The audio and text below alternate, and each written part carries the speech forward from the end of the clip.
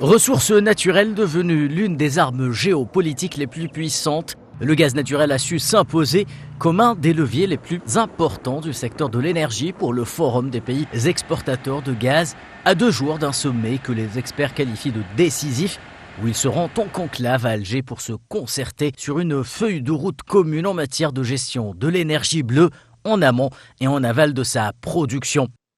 17 membres réunis autour d'une même table. Le profil des pays du GECF reste néanmoins très hétéroclite de par les caractéristiques des nations qui le composent.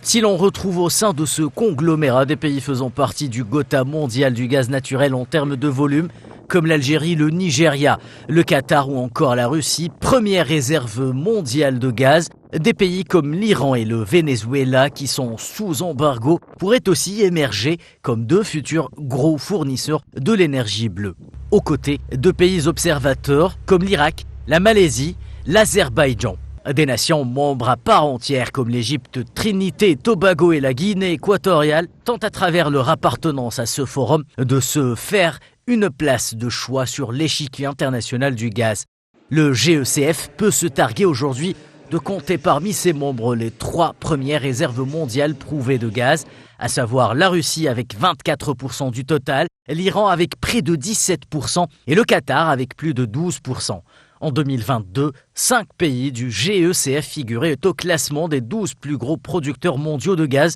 dominés par les États-Unis, principal concurrent et premier producteur mondial depuis le déclenchement du conflit en Ukraine. La Russie avec 699 milliards de mètres cubes, l'Iran avec 244 milliards de mètres cubes, le Qatar avec 170 milliards de mètres cubes, l'Algérie avec 102 milliards de mètres cubes et enfin l'Égypte avec 68 milliards de mètres cubes. Dans un marché de l'énergie de plus en plus complexe et volatile, l'Algérie joue très habilement ses cartes. Le pays hôte du 7e sommet du GECF détient aujourd'hui une particularité plutôt singulière, celle d'avoir pu s'imposer en 2023 comme l'un des 4 principaux fournisseurs de l'Europe, à la fois par gazoduc et en GNL.